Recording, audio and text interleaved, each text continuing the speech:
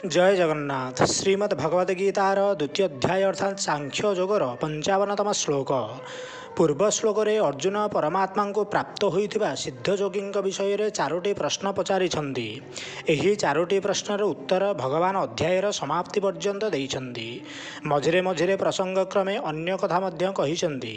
परवर्ती श्लोक रे अर्जुनंकर प्रथम प्रश्नर उत्तर भगवान संक्षेप रे देउछन्ति। श्री भगवान उवाच प्रजहाति जदा कामन् सर्वान् पार्थ मनोगतान् आत्मन्येवात्मना तुष्टः स्थितप्रज्ञस्ततोच्यते। अर्थात श्री भगवान कहिले, हे अर्जुन, जेतेबेले एही पुरुष मन मध्यरे थिबा समस्त कामना पूर्ण रूपे त्याग करि दियन्ति एवं आत्मा द्वारा आत्मारे ही संतुष्ट होई रुहन्ति, सेतेबेले तांको स्थितप्रज्ञ बोली कुहा जाए। प्रश्न, सर्वान् विशेषण सहित कामान पदटी केउ मानक वाचक एवं सेमानंको पूर्ण रूपे त्याग करिदेवा अर्थ कौन? उत्तर, इहलोक बा परलोकर जेकोसी पदार्थर संजोग बा वियोगरे जेकोसी कारणरू जेकोसी प्रकारे मनुष्यर अंतकरणर जो मंद बा तीव्र कामना मान होइथाए, सेही समस्त कामना पाई सर्वान विशेषण सहित कामान पद प्रयोग करा जाइछि।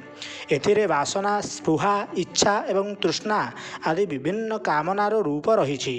एही समस्त कामनारू सबु काल पाई सर्वथा रहित होई जिबा ही से सबको पूर्ण रूपे त्याग करिदेवा। प्रश्न, वासना, स्पृहा, इच्छा और तृष्णा ए सब मध्य की पार्थक्य रही? उत्तर, शरीर, स्त्री, पुत्र, धन, मान, प्रतिष्ठा आदि अनुकूल पदार्थ रही थाउ एवं प्रतिकूल पदार्थ नष्ट हो जाऊ बोली जो रागद्वेष जनित सूक्ष्म कामना हुए, जार स्वरूप विकसित होई न थाए, ताहाको वासना कुहा जाए। कौनसी अनुकूल पदार्थर अभाव बोध हेले चित्तरे एक भाव सृष्टि हुए, मोर अमुक वस्तुर आवश्यक, ताहा न हेले काम चलिब नाही। एही अपेक्षारूपी कामनार नाम स्पृहा। यह हेउची कामनार वासना अपेक्षा अधिक विकसित रूप। अनुकूल वस्तुर अभाव हेले ताहा मिलू बोली एवं प्रतिकूल वस्तुर विनाश हेउ बा ता न मिलू बोली जो कामना प्रकट हुए, ताहार नाम इच्छा। यह कामनार पूर्ण विकसित रूप।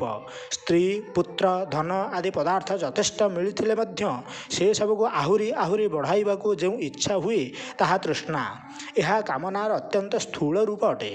प्रश्न, एठारे कामान सहित मनोगतान विशेषण पदटी देवार अभिप्राय कौन?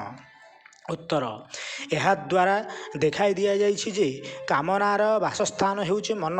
अतएव जेतेबेले बुद्धि सहित मन मध्य परमात्मा ठारे अटल और स्थिर हो जाए, सेतेबेले मन कामना शून्य हो जाए। एथरो बुझिबा उचित जे पर्यंत साधकंक मनरे थिबा काम वासना को पूर्ण रूपे नष्ट न होइछि, से पर्यंत तांकर बुद्धि स्थिर होई पारिबो नाही। प्रश्न, आत्मा द्वारा आत्मारे संतुष्ट होई रहिबार तात्पर्य कौन? उत्तर, अंतकरण रे थिबा कामना मानकर संपूर्ण विनाश हो जिबा परे समस्त दृश्य जगतर सर्वदा अतीत नित्य शुद्ध बुद्ध परमात्मा यथार्थ स्वरूप को प्रत्यक्ष करिनै सेथिरे जे नित्य तृप्त हो जाती, से आत्मा द्वारा आत्मारे संतुष्ट बोली रहन्ते। द्वितीय अध्यायर 17 श्लोक मध्य महापुरुषंक लक्षण रे आत्मारे तृप्त एवं आत्मारे संतुष्ट रहिबार कथा कुहा जाइछि। प्रश्न, सेतेबेले तांको स्थित प्रज्ञ कुहा जाए, एपरि कहिबा अर्थ कौन? उत्तर, एपरि कहिबार तात्पर्य हेउछि कर्मयोग साधना करू करू जोगी जेतेबेले उपरोक्त स्थितिरे पहुँचନ୍ତି, सेतेबेले बुझिबाकू हेब जे तांकर बुद्धि परमात्मा ठारे अटल भाव स्थिर हो जाइछि, अर्थात से जोगी परमात्मा को प्राप्त हो सारिछि। स्थित प्रज्ञ विषय में अर्जुन चारोटी प्रश्न पचारि ताहा भितर प्रथम प्रश्नटी एपरि व्यापक जे ता भितरे अवशिष्ट तीनोटी प्रश्नर अंतर्भाव आसी जाउछि। सेही दृष्टिरू देखिले एही अध्यायर शेष पर्यंत सेही गोटिए मात्र प्रश्नर उत्तर रहिछि, किंतु अन्य तीनोटी प्रश्नर प्रभेद जानिबा पई एतिकी बुझिबा उचित जे आसंता दुईटी श्लोक रे द्वितीय प्रश्नटीर अर्थात स्थित प्रज्ञ किपरि कहंती प्रश्नर उत्तर दिया जाउछि, जहाँकि आमे परवर्ती श्लोक रे जानिबा।